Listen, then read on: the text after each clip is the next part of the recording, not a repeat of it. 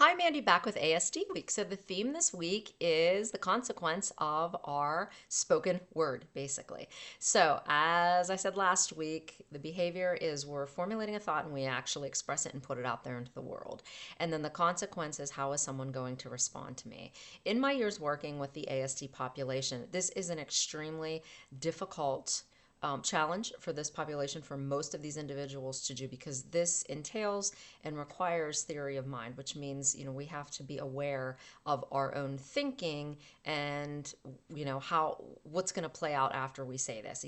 It takes some forethought. It takes a different way to analyze what's actually coming out of our mouth. Do we hear ourselves?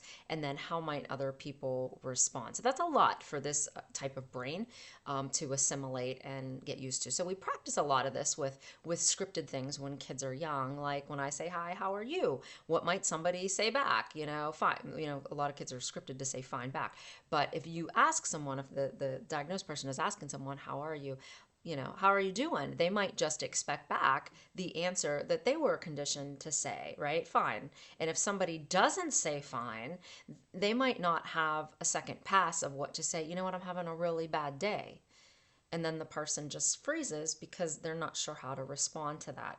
So this is a prominent issue in this subpopulation, especially as these youth are working through communication challenges. This is a lot, it's addressed a lot in speech therapy with speech pathologists. If the kids are having this individual treatment, I strongly recommend it. It's a great place to be to help work through this kind of stuff. But mind you, there's two parts to this. There is the speech and the formation of that, but there's also the processing and the, taking in the statement from what somebody says, assimilating it, and then trying to match an effective response to that. So to back up what the theme of this week is really the step one is if I'm the person diagnosed, I'm thinking about what I'm going to say and I'm going to say it. And for these people, I would say the work that I usually do is just say, expect that you might not get the answer that you think, and let's just go through some scenarios that you might get, what types of responses you might get if you say something like this.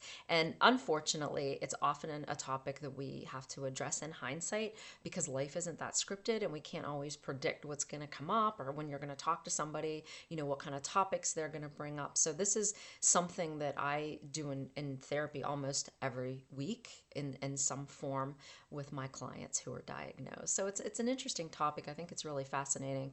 But this idea of thinking about what the person might say is really difficult for this person, this population. Thanks for watching. See you next week.